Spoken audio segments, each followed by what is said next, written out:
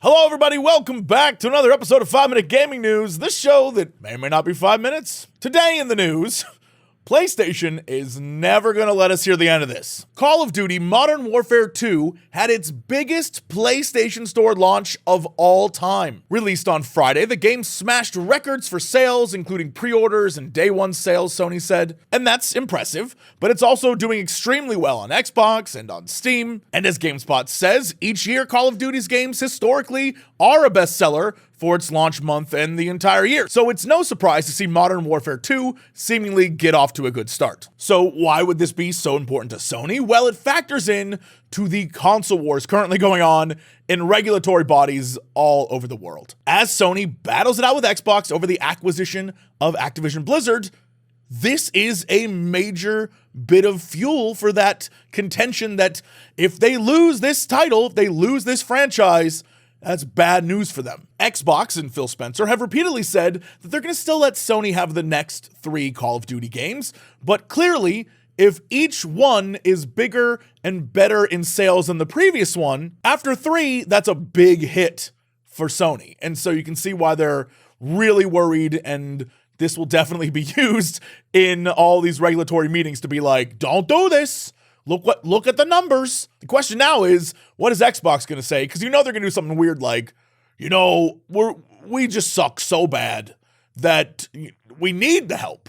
Those numbers prove how bad we are. I don't know why that's where they're at, but they keep doing it, and it's really funny to me. Speaking of Modern Warfare, because that's where we're at today, a hotel in Amsterdam is none too happy to be included. Now, if you've seen the footage of Amsterdam from the latest Call of Duty, it is amazing. Having been there, it's like near perfect. Even people who live there are commenting on how wonderful it looks. But maybe it's a little too wonderful or too perfect because many of the locations seemed ripped out of reality, and one of those isn't happy to be included. The Conservatorium Hotel, which just by looking at their website seems posh as shit, and I would definitely stay there because I'm one of those douches like that. Well, they aren't too happy to be in the game. Even though the hotel appears under a different name, it looks exactly like it does in real life. We have taken note of the fact that the Conservatorium Hotel is undesirably the scene of the new Call of Duty. The hotel's manager, Roy Thomason, told De Volkskrant, more generally, we don't support games that seem to encourage the use of violence. The game in no way reflects our core values, and we regret our apparent and unwanted involvement.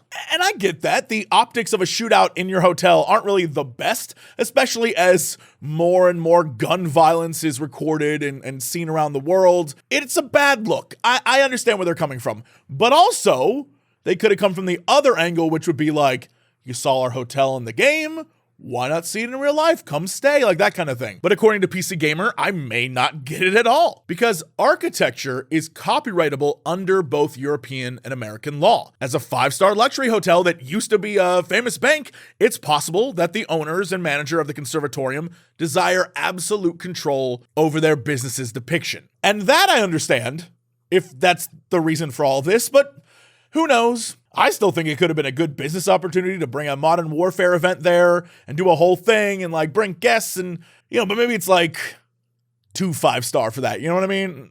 Whatever. Anyway, enough Modern Warfare. It's Monday, so let's talk releases. Today, stuck out of time and space on PC, but finally making its way to consoles, Broken Pieces. The psychological thriller set in a mysterious coastal French town run by a ritualistic cult and devoid of people? Why, that sounds like a Jesse game. Stuck completely alone and forced to keep an eye on the time because when night falls, well, you don't want to be caught after dark. With the camera and gameplay of 90s era classics with a modern twist, it is definitely one I'm checking out. Oh, and speaking of crazy cults, on the 3rd, The Chant. A peaceful weekend away turns into cosmic horror as you take on the role of a city girl just trying to get a little vacay. But you wanted wilderness, not alternate dimensions of psychedelic mind-altering chaos. Now you've got to survive against an array of prismatic creatures and evil cultists, fight or flee, balance your mind and body, and pray you can make it back to the office on Monday which is the worst horror of all. Also on the 3rd, the Entropy Center. Are you ready to blow your mind? Have you ever said to yourself, today, I'm gonna think in reverse? Because this first-person adventure puzzle game will have you rewinding time to solve puzzles and test your ability to think outside the box. Can you rewind enough of the future to prevent a world-ending calamity? Or will you simply tick away the moments that make up a dull day? Yeah, that is a music reference for all my Zoomers out there. And finally on the 4th, Harvestella, the new lifestyle fantasy farming RPG from Square Enix. Explore a new world through the changing seasons, tend your crops, make new friends, and battle enemies trying to harsh your vibe. Explore cities and dungeons, raise cute animals, and try to stop the impending march of a dark plague threatening to wipe out all life. You know, a farming sim. Speaking of a dark plague threatening to wipe out all life,